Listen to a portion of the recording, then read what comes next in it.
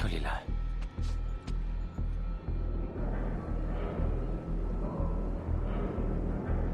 Ora ci divertiamo, stronzi.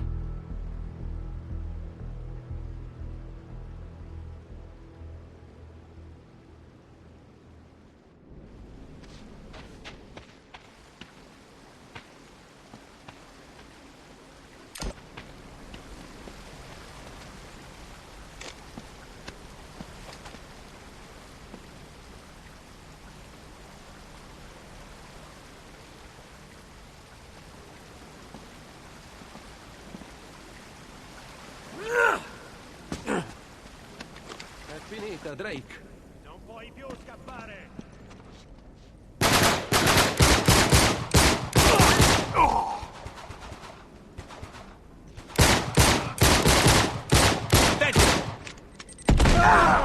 merda.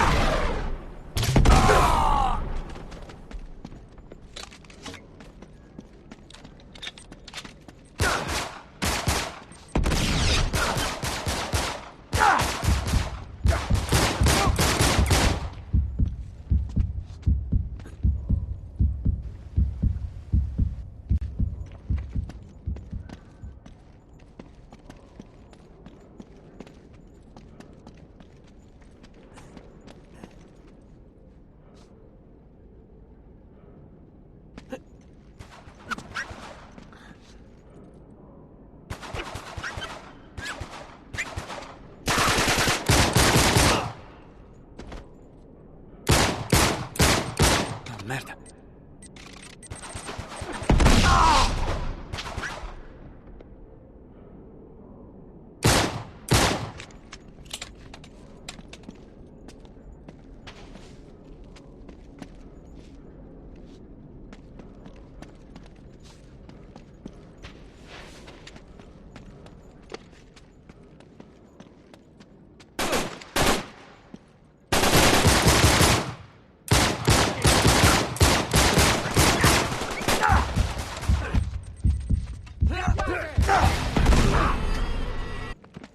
L'ho perso. Posso farcela.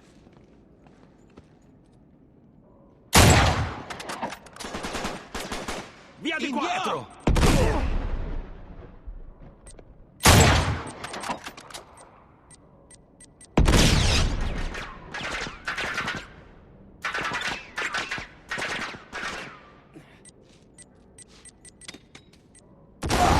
Hai perso.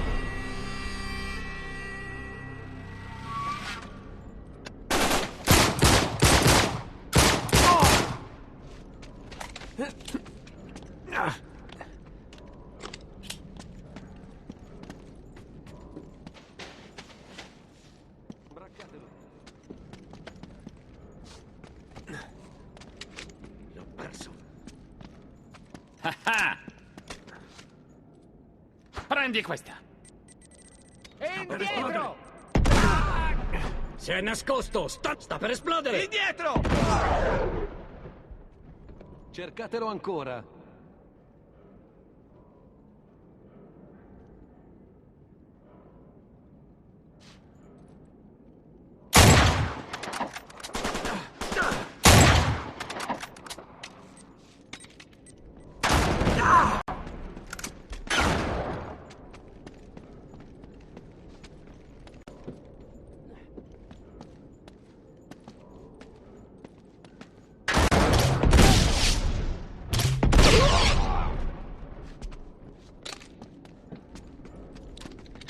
Perfetto. Sei matto!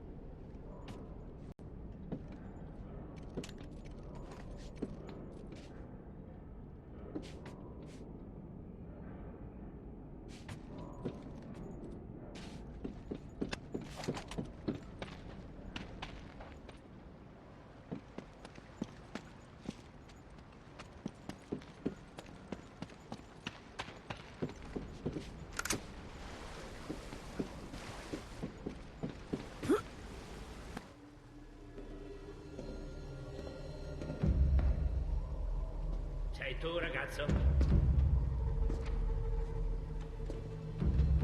Grazie a Dio. Stai bene? Diavolo, ho passato un... Ma che stai facendo? Come so che sei reale?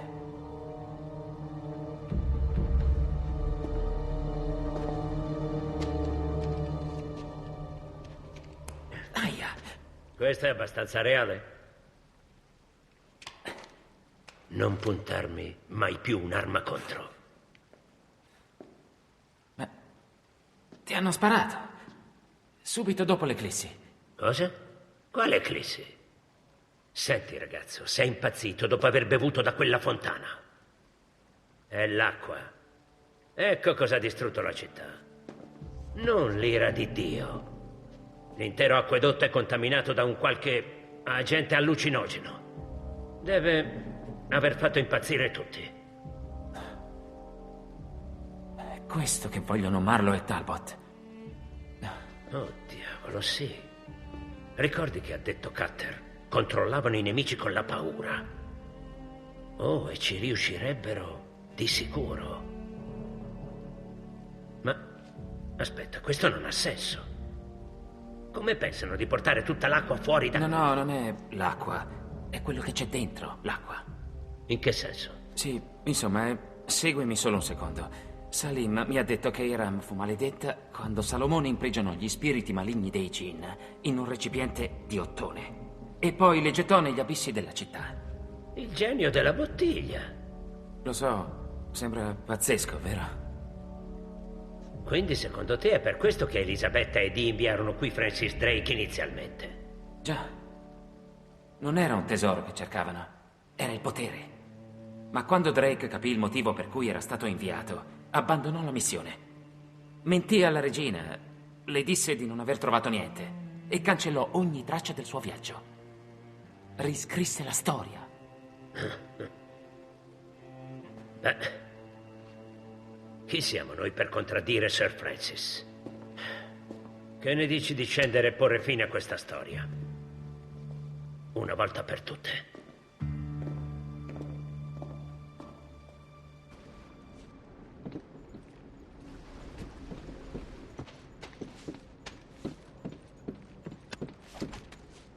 Guarda che posto. L'intera città poggia su questa caverna. Non pare molto sicuro, vero? Per usare un eufemismo. Qui. Troviamo un dammi modo una per mano. scendere.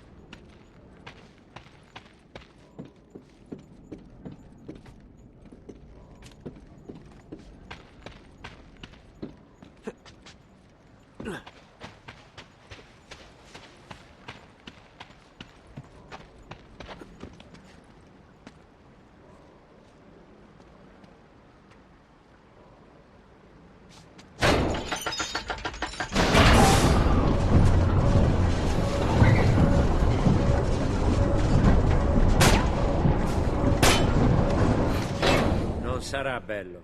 Sei pronto? Su, forza.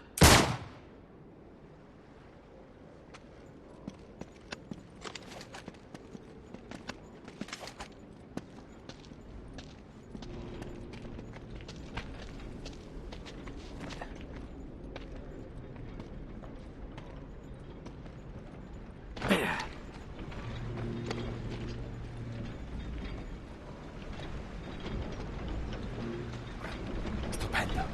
È così che portavano l'acqua in superficie. Guarda il soffitto. Cazzo, sembra impossibile che questo posto sia ancora in piedi. Mi chiedo come stia ancora in piedi.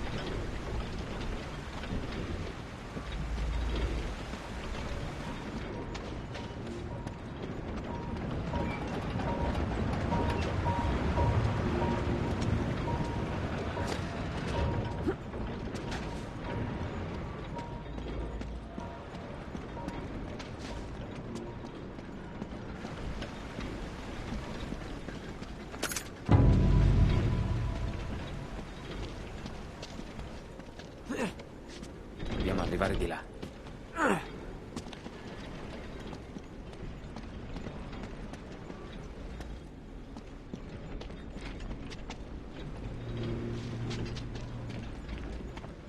La porta, aiutami.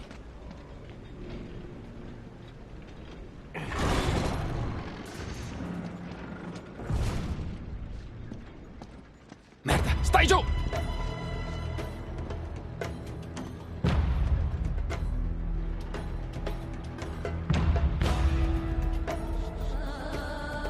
Braccatelo!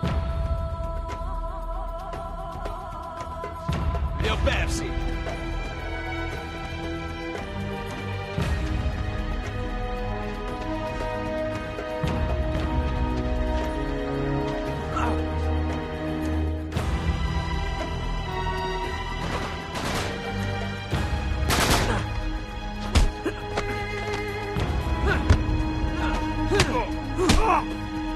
Quella che mi serviva. E andiamo.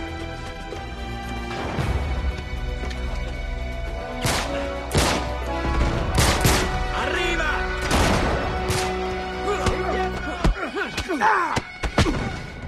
Prendiamo questa.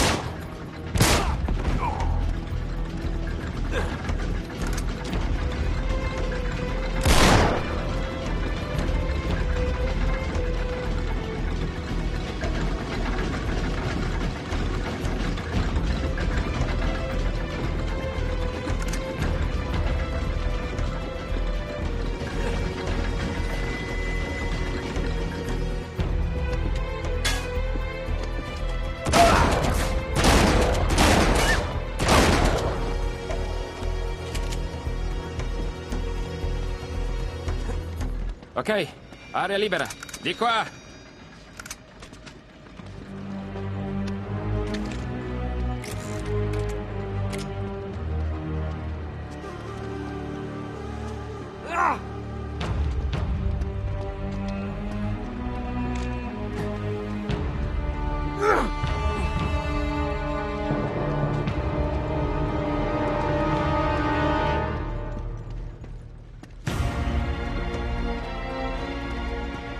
Cazzo, Sally, abbiamo altri ospiti. Ora sì.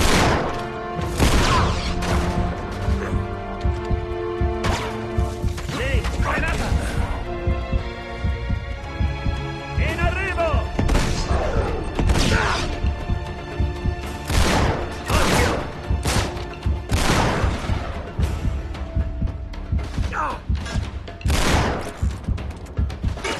Attenzione! Oh no!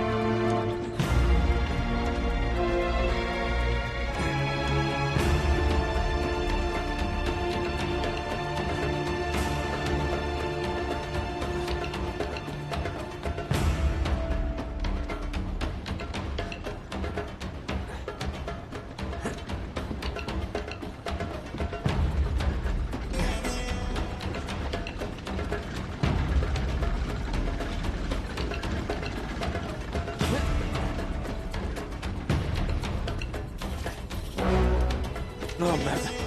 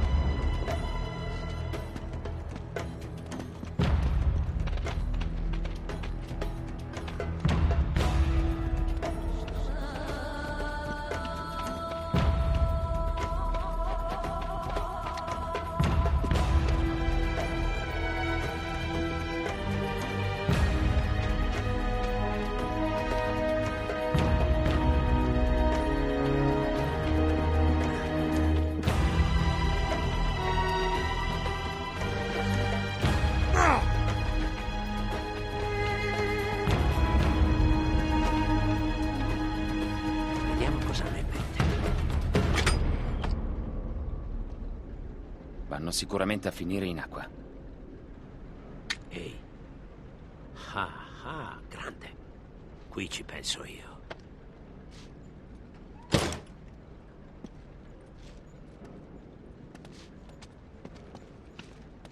Sally, aiutami, dobbiamo passare da qui.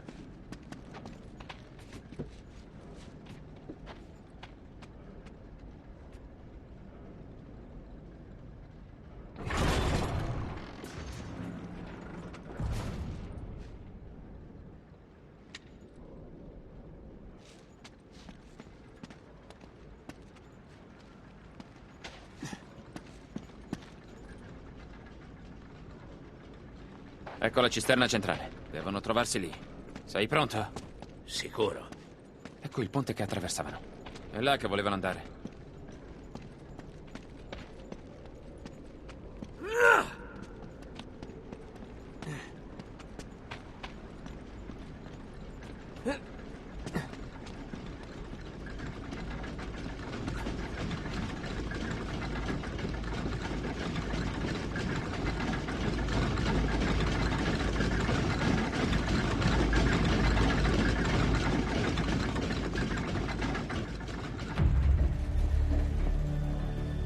Attento!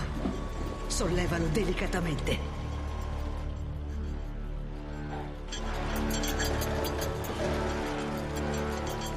Ma stiamo scherzando? Dobbiamo prendere quel coso. Qualche idea? Beh, di sicuro sono molti più di noi. Proviamo a dividerci.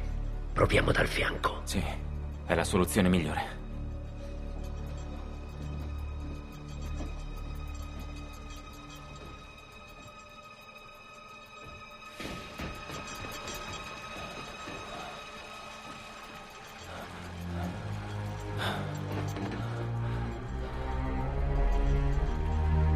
Ma dove si è cacciato?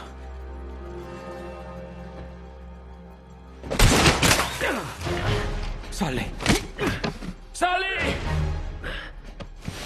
No!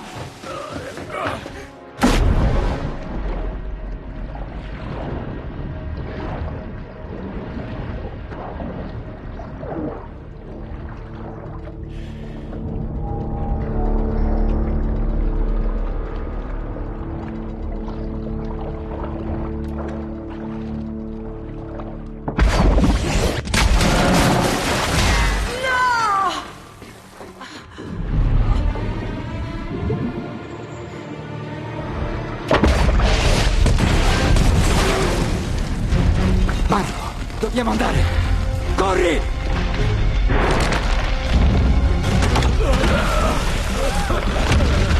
Forza, Sally! Su! Forza! Ti prego, dimmi che non hai bevuto quell'acqua. Io... no, non credo. Ok. Cristo. Te lo dico sempre, non toccare niente. Forza, muoviamoci. Crollare tutto. Ogni volta che lei dentro. Teneteli lontani da Marlow.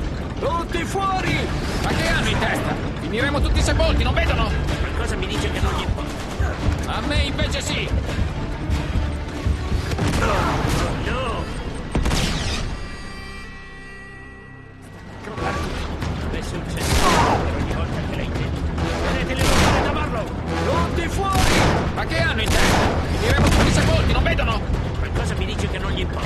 A me invece sì!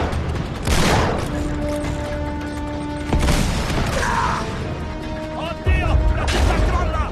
Dobbiamo andarcene! Dobbiamo andarcene! Subito!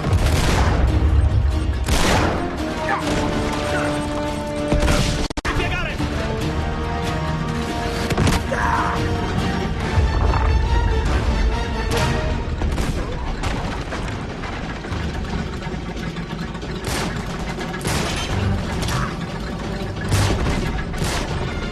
Via, via! Occhio!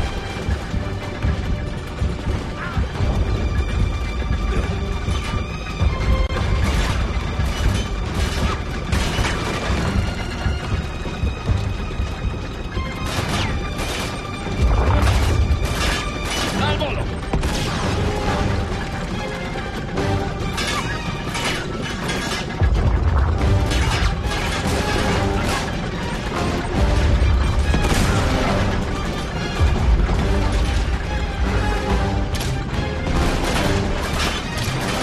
Attenti! Tieni questo!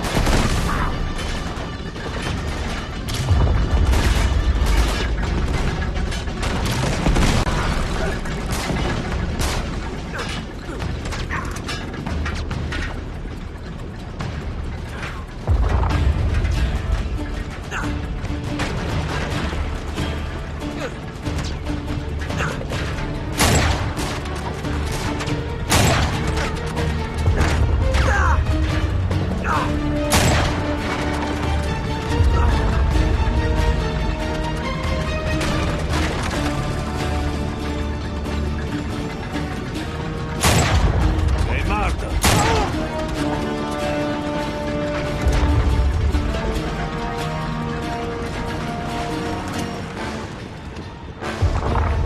Muoviamoci!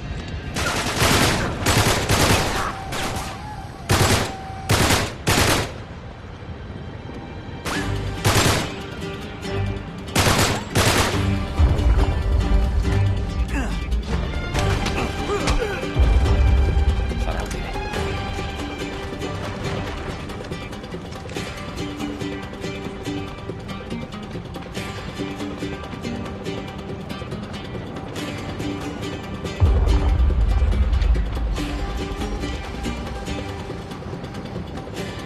Sally, di qua! Dobbiamo andarcene!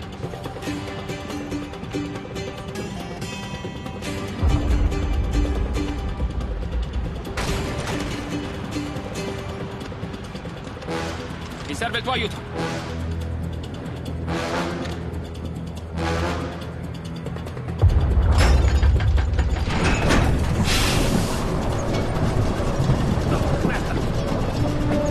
Ce n'è altri, stai giù!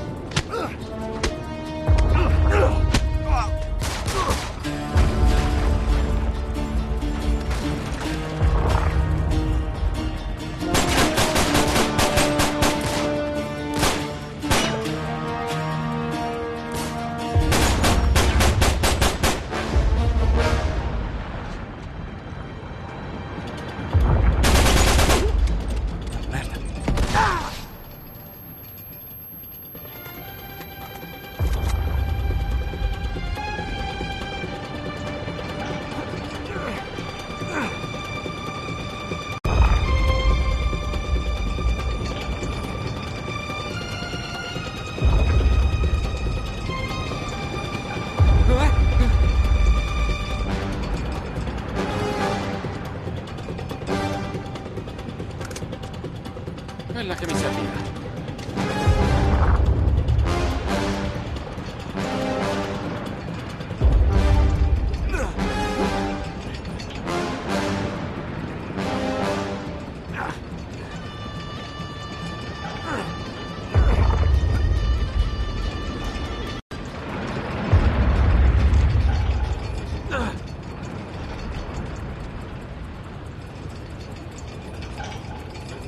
Come usciamo da qui? Aspetta, le ruote! Sally, dobbiamo salire con questi, ok?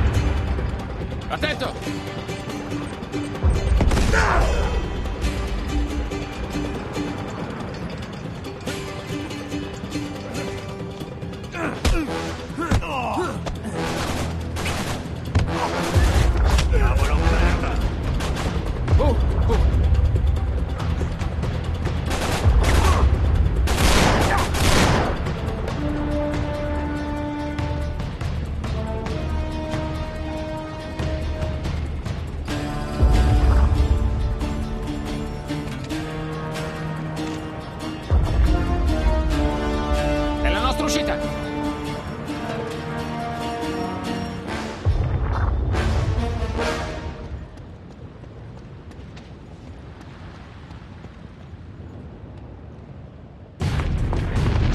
Tu!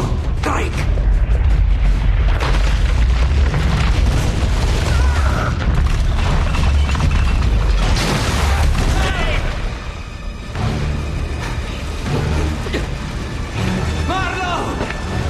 Non ci arrivo! Forza, ragazzo, ti tiro su io!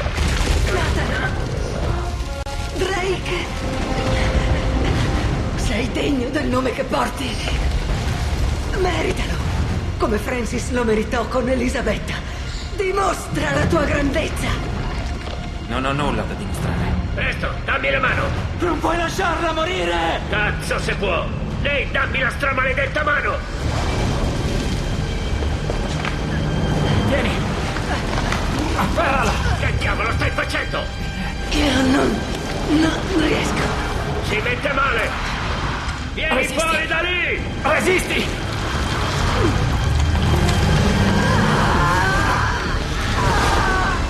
No!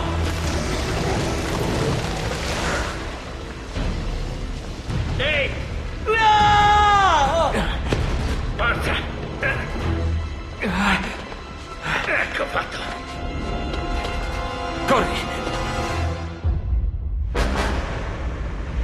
Quassù! Brigati! Solly, dobbiamo andarcene! Qui crolla tutto!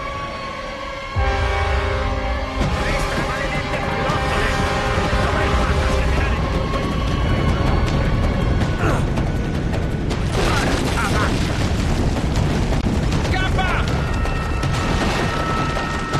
Andiamo!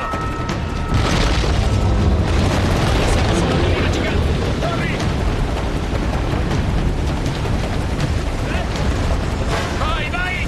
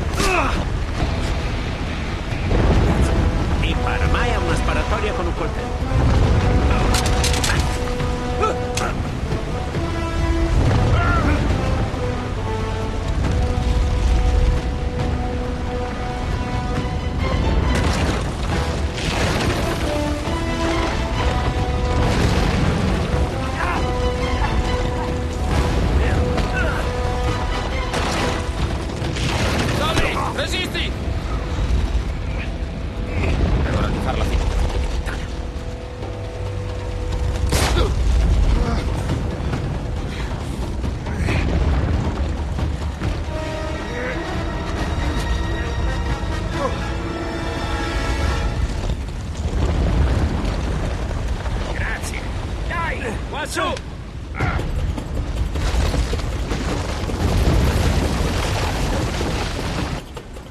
Corri, Sully! È inutile! Non ce la faremo mai! Salim! Presto! Montate! Più veloce! Forza!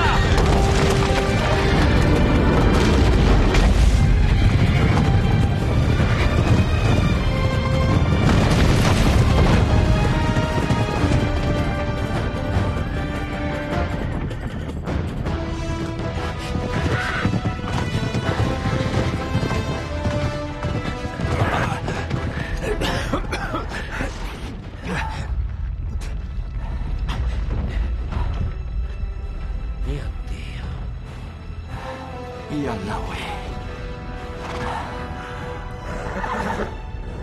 Addio alle ricchezze incommensurabili,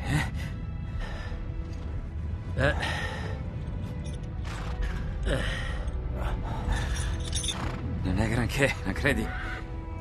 È abbastanza. Già. Già.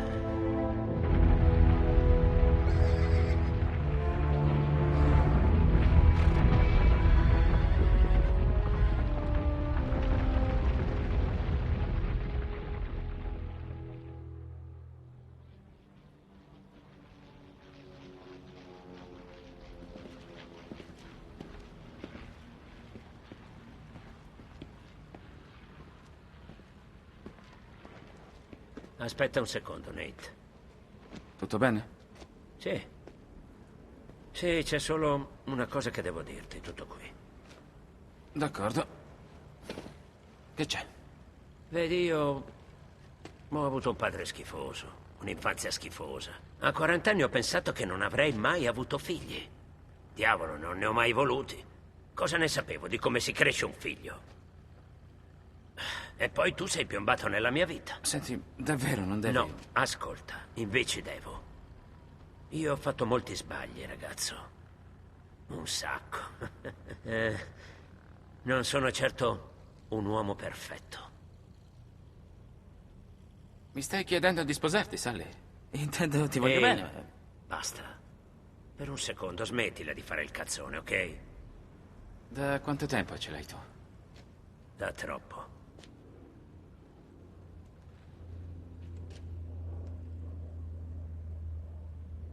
Credevo di averlo perso. Il fatto è questo. Non c'è dato scegliere da dove iniziare in questa vita. La vera grandezza sta in come ti giochi le carte che hai.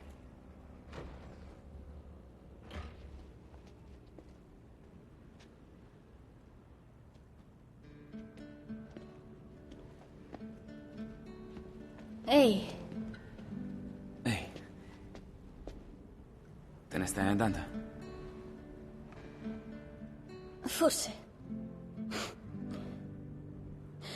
Mi spiace tanto per il tuo anello. Già. Non importa. L'ho scambiato con qualcosa di meglio.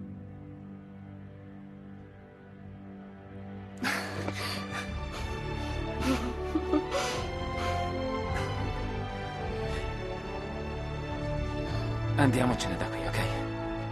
Sì.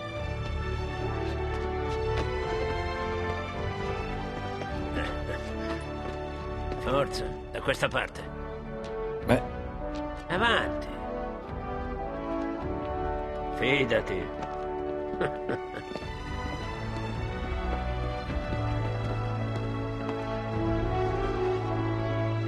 che cosa hai in mente?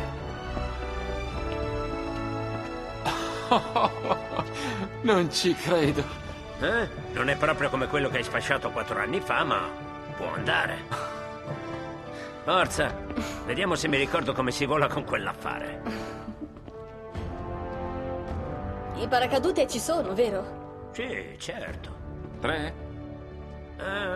Più o meno.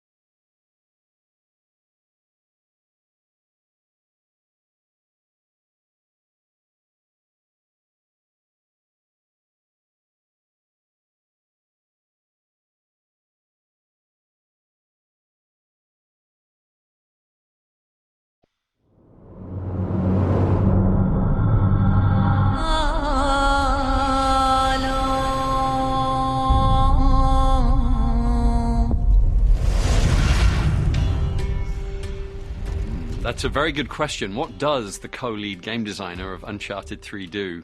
We're primarily in charge of making sure that the game.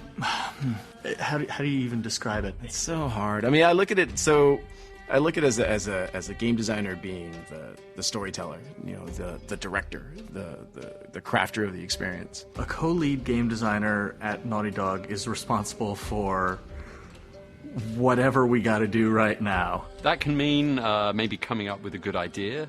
It very often means listening to good ideas from our teammates all around us, not just on the design team, but the artists and the animators, the programmers and the audio people, the visual effects guys that we work with. All are terrific game designers in their own ways.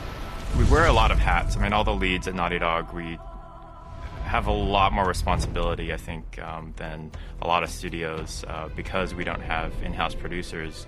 We kind of are the managers and producers of the team. They're really the ones who handle the scheduling and making sure that all of the individual animations and foreground assets and physics assets and whatever else may be necessary for their levels get into the game at the right time and work awesome and have the design specs and everything of that sort. My main job is sort of corralling the designers into a sort of coherent vision for what the game is going to come out like, and how we translate what we call the active cinematic experience into a gameplay that the player is going to like and be interested in all the time. I think a game designer's first and most important role is to be an advocate for the player. We're always thinking about the player's experience, really from the very beginning when they become aware of the game, all the way through to, when they're putting in their 100th hour in our multiplayer game.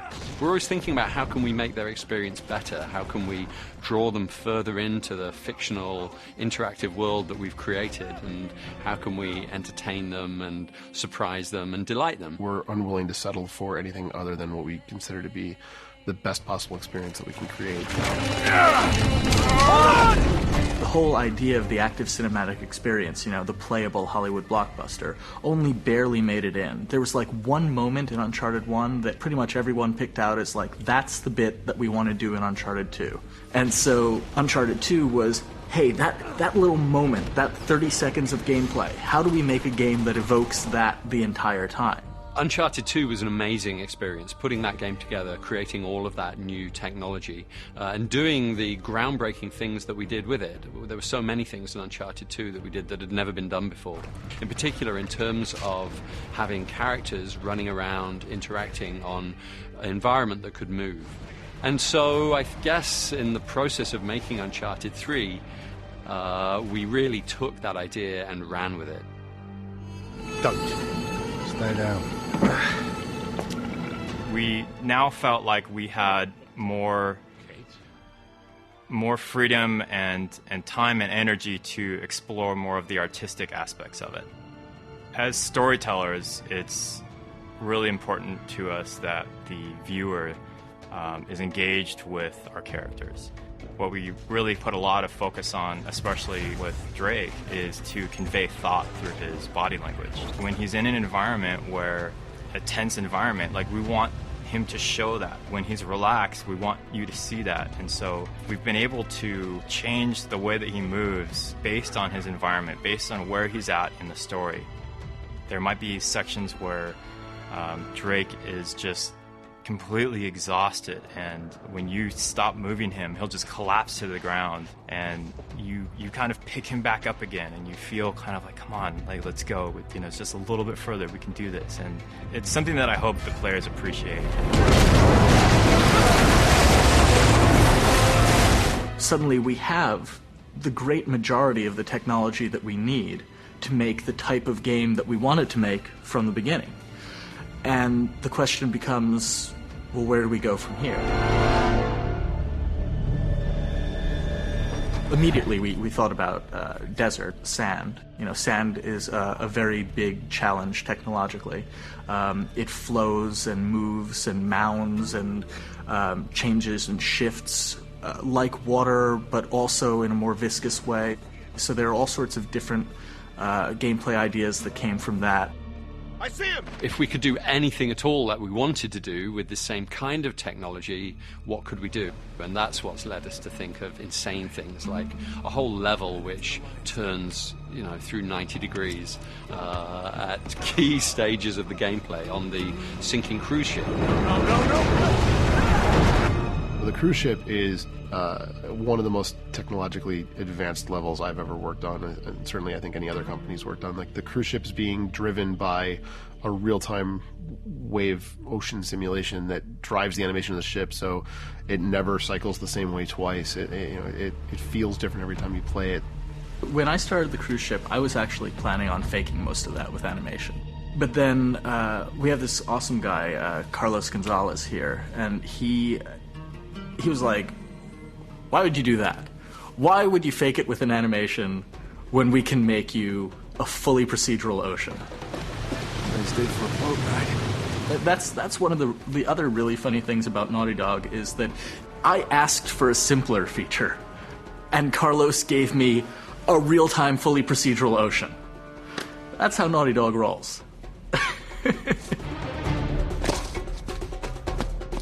The other sort of big thing that we try to do is to make sure that our multiplayer this time felt much more diverse and interesting, and sort of make it a big ticket item. So what does Uncharted mean, right? Like, it's not only like this big cinematic experience, right? It's also about like your comrades, right? Like the people who you're working with all the time, right? And so we looked at that and like, well, what do we do about that? Okay, well, let's come up with the buddy system. And in single player, we have this cargo plane, and it's really cool sequence in single player. It's extraordinary.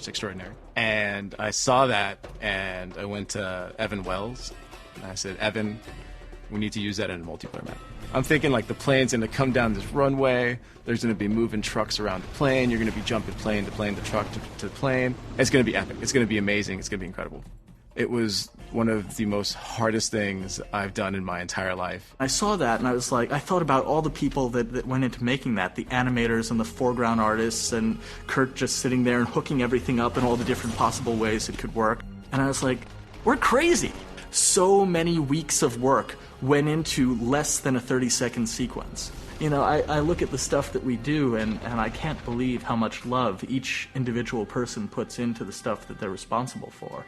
I think that kind of attention to detail is really important for a number of different reasons, but the most important reason is that people recognize it and they love it. It's those moments that make a Naughty Dog game different. So when you ask why are we passionate about what we do, it's because we're given the opportunity to do this, and we're surrounded by people who can do it and who want to do it. We have an incredible amount of resources at our disposal, but we think so much bigger than what we have, that there's always something that's pushing us to go a little bit further. The way the studio gets things done is because people care. And the mentality of the company is, if we see you care so much, then we'll let you go and go take care of it.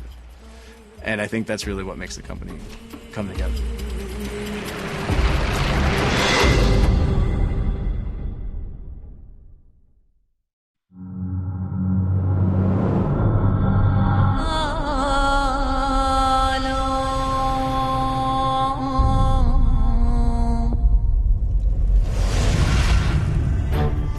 Games start simultaneously in the hands of the designers and then in the hands of the writers, Amy specifically. And so they're kind of in parallel. Amy's writing the story and the designers are designing levels. So sometimes a level is designed long before we have any clue what the story is. It's a very creative environment, and I think in all creative environments you can't just start 2 years before the project is supposed to be released and say, okay, here's a blueprint of what it's supposed to be. Everyone go off, do their thing, and then we'll meet back here in 2 years and it will be perfect. No. That's not how it works. One of the things that we wanted to do for this project was to improve the way that the artists could work with the engine. It was a bit rigid, and we were foreseeing a lot more sort of action scenes and cinematic events and all of these things, which require a lot more sort of specific control over the environment. We've expanded the scope in pretty much every way. Every feature we could think of that would make the game better, we tried it. Most of the time we kept it in. A couple things we tried and didn't like, but in general we've just made everything much bigger and better. It's very creative in the beginning. After our brainstorming meetings, we know that there's some things. We can go off and start pushing the technology in the direction that we know we might go. But yeah, the storyline, which characters, what they will do, that's all up in the air, and it really comes late in the project. If you come up with some part of the story that's really neat, but is not going to be very fun, you have to negotiate with the designers. Okay, how can we change the story slightly to make this gameplay fun? And then you have vice versa. If you have a really cool bit of gameplay that doesn't make any sense in the story at all, you have to figure, okay, what can we do? Can we add characters in? Can we take characters out? Can we move them around? For instance, there's a chase scene in Yemen in Uncharted 3 where we're chasing a guy through a level. We had no idea who that guy was for, I'd say, about a year and a quarter. But we had the level. We made it. We didn't know who he was going to be. And then finally the story caught up, and then, boom, we know who that is now. We were really approaching movie-like quality now in video games, and you have to put some serious effort into adding the detail. One of the main focuses is obviously characters. Our whole game is about characters and making sure that we can really deliver the environment and the storytelling that Amy and all of our designers want to portray in the game. We need to facilitate that somehow, and that is pushing the boundaries for how we do character animation, pushing the boundaries of grounding in the environment, things we didn't have in Uncharted 2 that just adds that little extra believability to the game. For example, if you're running really fast into a corridor with a 90-degree turn, you don't just happily take the corner, you actually kind of struggle, you touch the wall maybe to push yourself forward. That was one of the character and the animator's vision, if you will. They really wanted the characters to look better. But on the other hand, we also have many customers, and one of them would be our game designers. I remember Jacob Minkoff, one of the lead designers on U3. I remember at the very beginning, when he came up with the cruise ship level, and he kind of laid it all out. He was like, okay, tell me now if this is impossible. And we were like, it's too cool to be impossible. We have to find a way to do it. A ship seems like a great thing, it's something which makes it more interesting because it's actually moving. So when you climb on a boat, it's quite different from climbing on a solid structure. The biggest change for us in terms of graphics was that now you're talking about the whole group of things that is together, moving together. So essentially they're levels that are strung together, and the whole level is moving. It's not individual object, it's a level that is moving. And we didn't have that before, so we needed to implement that. We had technological challenges for almost every single level. The burning and collapsing building while you're in it. The cruise ship that is actually being driven by huge, enormous waves to rotate an environment 90 degrees and have the character and the objects and everything still work. And now you're walking on like the side of the environment instead of the floor. It's not something that's trivially accomplished. For instance, the water pouring down the hallways, we tried a bunch of different things.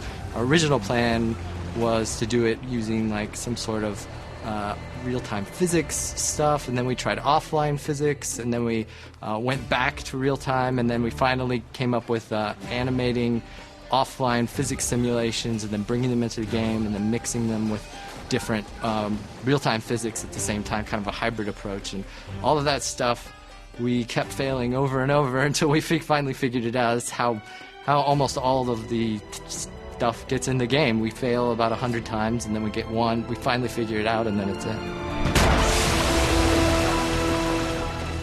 There's a spark in everyone to create something, and give them enough things to play with, they'll create something awesome. We love our open floor plan, the ability for everybody to hear what's going on just by sitting down. Just if you're working normally, you will hear everything that's going on around you, which is awesome. It takes a little getting used to if you're easily distracted, but sometimes being easily distracted is good because you'll be able to influence something that needs your input that maybe they didn't know they needed your input. It is so fulfilling walking away and saying, you know what, that game we made, it wasn't just, which we hope, obviously, well received by our fans, but it was fun to make.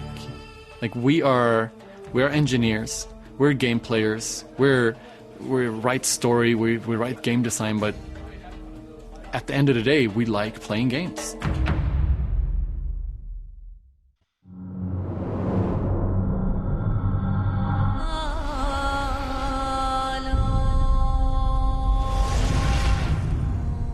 Visuals are like plot points, you don't just sort of write a story not knowing where you're going. You've got specific points you're trying to emphasize. Same thing with color. Color makes you feel a certain way. Pink, reds, greens, purples all have an emotional effect on human beings. So you want to direct that color in service of the story you're trying to tell. You want the final product to be valuable. You want it to be something that you can be proud of and something that is valid as an art form. As an art director, you try to make sure the game is consistent. You try to make sure that we're using color and shape and lighting to all enhance the particular story we're telling. We want to make sure that everything emphasizes, sadness, happiness, excitement, danger, low points, high points. What really puts it together is the concept. The concept art will determine the lighting and the general macro of the look. It'll give you a good framing of the level and give you the feel, which is probably the most important thing. The artist needs to get the feel of the level so he can put the appropriate details. We always go to an amazing lost civilization that we've never seen before, and that's always the challenge to come up with. This one, it's Sandlantis. It's this lost Arabian city that's in the middle of nowhere, and the hard part there is coming up with something that looks believable, that we've never seen before, but also looks historically accurate. We definitely have a lot of different inspiration, and it definitely comes from everywhere in the company. I don't think there's a single person who has managed to sit still for the whole duration of the game and just do their own thing. They'll always want to contribute to the rest of it. You got to do a lot of research into the architectural style. What are the sort of specific idioms that make something look authentic to that area? The motifs, what are they doing? What are the materials they're using? Texture shader artists paint textures for the surfaces that you see in the game. They plug those into shaders, and then through the shader you can apply surface qualities like wetness or dryness or whatever you need. My team's responsible for all the weapons, props, vehicles.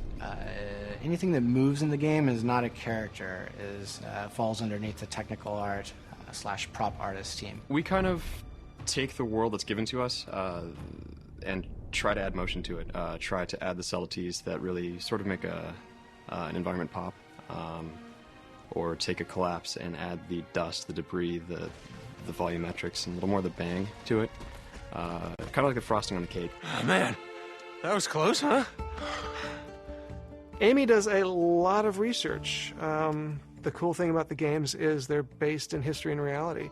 So she always comes up with something that is real, authentic, exists in the world in terms of legend.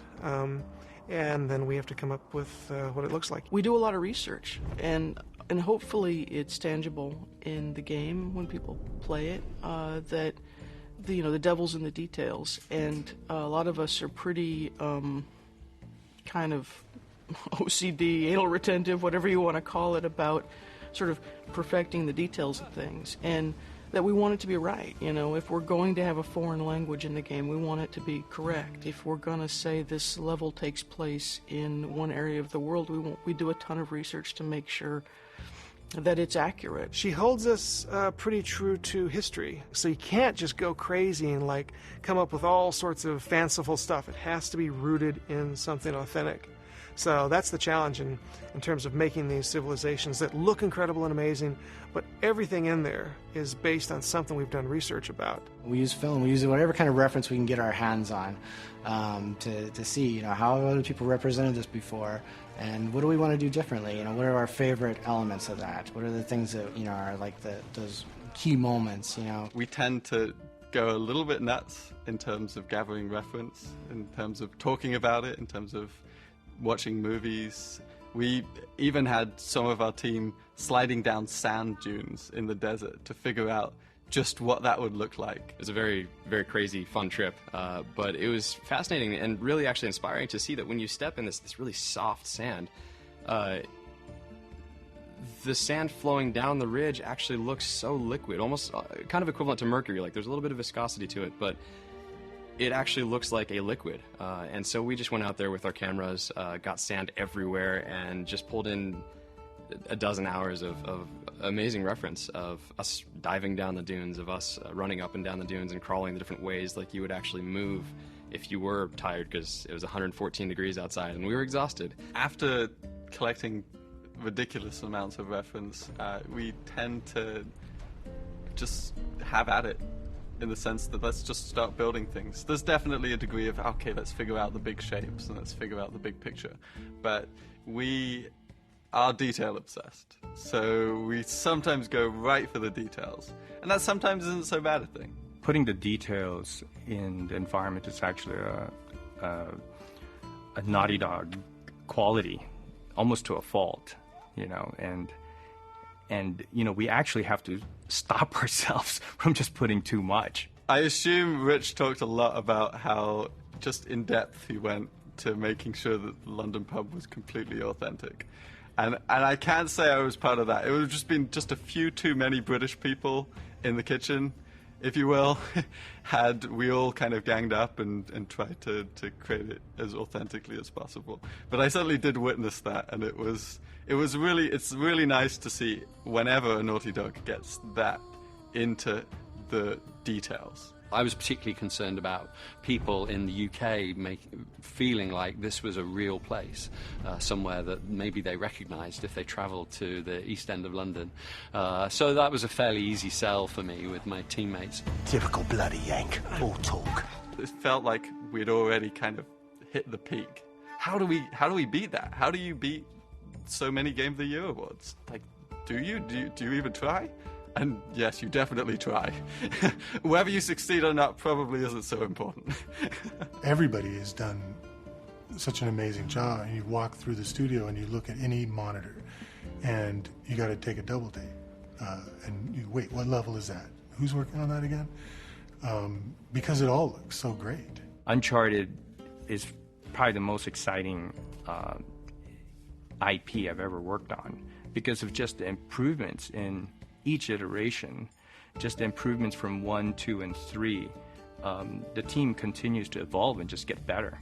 And whether that's just people that are just working really hard to create better content, or the new blood that we're bringing in every iteration that adds a new flavor to the DNA of the company, and just puts it to the next level, is just amazing. I can't wait for the next following games that we're going to be working on.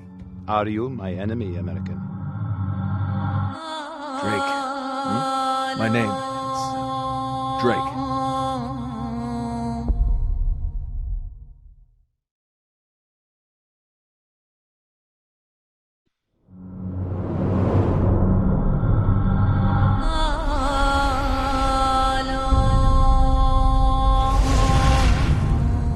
It's always challenging when you're working in this genre and you're trying to come up with a sequel, because so much of the territory is so well trodden, and we have to find that sweet spot between surprising our fans and also providing the familiar experience that they want. If you recall, the last time we went halfway around the world searching for a lost city, things got more than a little dicey. Yeah, but this time we have the upper hand. Uncharted 3 has some big shoes to fill. Uncharted 2, we were very lucky. We got like tons of awards for that game. it's sort of like, where do we go now, you know? What the hell? Let's do it.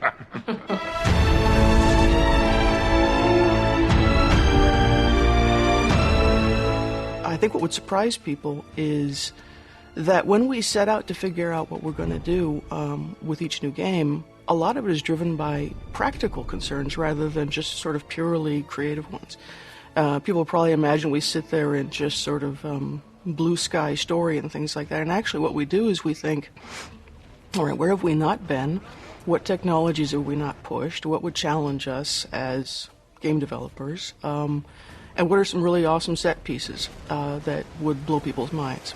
And then we kind of write the story around that. And that sounds almost like an embarrassing admission, but I think it's the way it should be done. All right, what is all this crap you're giving me about Sully? Complain with me. Those guys are not here for historical research, and neither are you. It's like right brain, left brain, where one part is like dealing with the aesthetics and what you're trying to go for creatively, and the other part, of course, is like how to realize that. And, you know, that's usually a lot of problem solving. So you have to kind of like bring those together in a way that you get the most bang for the buck and get things to really come alive in the game. From the very beginning, when we're coming up with a story, it's not just Amy, it's Amy and myself and Justin and Taylor and Richard and other people putting in their 2 cents for ideas, and the entire company really participates in that process. But even then, once we get to the stage, it's Amy's script, but then it's the actors' own input into their characters that influences the way that we end up doing the performances. Drake, we must go, now! Yalla! Never a dull moment, huh, Sully? Why change now? Yeah! We want contributions from everybody. We carry that same philosophy onto the stage with the actors. We don't just go into the voice studio and stand an actor in front of a copy stand and a microphone and say, well, here's your lines, just read them. We shoot the story as if it were film or television or theater. And, of course, that means the actors get to sort of settle into their characters as well. They genuinely enjoy working together. And, you know, again, some of the best moments are completely improvised by them. And I will always give them credit for that. And some of the most sort of touching moments are because these aren't people that just met, you know. They've known each other for 5 years, and they actually have this relationship. You have these actors who have played these characters now for the 3rd game in a row, and they know these characters. They've helped build these characters really from scratch. It's really interesting to see them get to really kind of spread your wings isn't the right way to put it. These actors are getting a chance to sort of explore the corners of who these actors are, of who these characters are. You can skip the mind games. You don't know me. You know, if we come up with some ideas on the spot, you know, we'll try them out, and if they end up working, then we'll use them. I mean, probably one of the best examples of that was even from the first game when Nolan and Emily had a scene where Elena's character had just caught up with Nathan Drake's character, and she was pissed off, and we ran the scene a few times, and Emily just said, hey, you know, I feel like I should hit him here. And, you know, it wasn't in the script, but we thought, yeah, okay, that might actually be funny. So, you know, we get in the scene, and she does this, like, and, you know, of course, it worked great, and that ended up making it into the final cinematic in Uncharted 1. And that kind of stuff happens all the time. If you just watch their faces when they're saying a line, there's the essence of it right there. Now, we don't just kind of mimic it, but that is our reference. That is where, you know, that's what we kind of, that's our launching off point. And then we take that and we enable our animators to interpret that in the way that's gonna serve us best. He's not here. We do not do and never have done any facial animation capture. There's a number of reasons for that. We actually looked into a couple of possibilities when we were first working on Uncharted 1, but ultimately it ends up giving us more limitations than it does flexibility. We have some phenomenal animators back in the office that can really craft the performances to be exactly what we want them to be. And when you're working with facial capture, you know, you're just kind of stuck with what you got, and you got to spend all this time cleaning it up to get to where you want it to be. So why not just do what you want from the get-go? God, what a dick, right? Come on. We gotta find a way out of here fast. We're completing the performance that was started on the stage. You know, we have amazing actors who give us these incredible little vignettes of scenes that are very personal, and I love the energy that they have with each other, and we need to make sure that what they started is completed. Nate, just who are we dealing with here? Working on the third outing in a series, you have to think about, how are you changing things up? And you want to do it in ways that are meaningful, but sometimes you arrive at them in ways that are sort of simple and obvious. And one of the things that immediately occurred to us is it'd be more interesting to see a female antagonist this time. Same cocky little shit. So fearless. I wonder what you're really afraid of. And it'd be more interesting to have a antagonist who was more cerebral and therefore challenged Drake in different ways. You get off on all this, don't you? Cheating death. It's a very different character to try to write. It's actually a much harder character to try to write, and it was a much harder character to cast. And thank God we found Rosalind Ayers, because she brought something really unusual, I think, to the character. I'm sorry, Nathan. It seems you've been removed from the equation. It's been a lot of fun to have a female villain, and she's kind of wicked. Catherine! She gets into your head, and she wants to know what makes you tick, and she wants to know what you're afraid of, and she'll find out. But she's also, like, sweet, and it's very unnerving in a good way. That's I think what makes her a good villain is that she's prim and proper and wicked. Yes, it is regrettable, but... Not regrettable. Sloppy. One of the things you want to do is delve more into Drake and his background and his personality, his relationship with Sullivan, how that came to be. But also, it says something about... His past says something about how he is in the present, just like it does for all of us, right? I just want to make sure we're doing this for the right reasons. You got your pride all tangled up in this thing. It's making you reckless. I taught you better than that. I've always perceived Drake as someone who has some issues about loss and abandonment, and, therefore keeps people at arm's distance. And when things get too real, he's real good at being the hero, but when things get too real, he might make himself scarce. We don't know people like that in real life, do we? No. We've been trying to reach you for over 24 hours. Oh, right, I need to top up my minutes. You're using a prepaid phone? Mate, those contracts are a complete rip-off. What? Mine's broken. I've been working with Amy and Taylor on the Uncharted games since the very beginning, right? And the three of us have this rapport and communication that enable us to really collaborate and work together and get the best possible results from each other. Come on, admit it. You love all this as much as I do. Naughty Dog is, I think, very unusual in the fact that we've actually grown to be a pretty large developer, but we've retained that sort of garage shop mentality and really collaborative spirit and a very, very flat hierarchy. There's not a lot of management or order or organization. It's mostly just sort of seat of the pants chaos, to be honest. Well. It's cute. What? Because it's a well. Shall we? We don't have like a typical structure where we have a producer that kind of goes around and coordinates all the various aspects of the game. And ultimately, what you see in the end result in the cinematics is really the product of dozens of different people's ideas and vision. It's not just one person saying it's my way or the highway. Everything goes in. It's hard, I think, as a writer to say, all right, everybody just trust me and come along on this journey with me, while you yourself are terrified that, you're hoping that all of these ideas coalesce. You are a crafty little beggar, aren't you?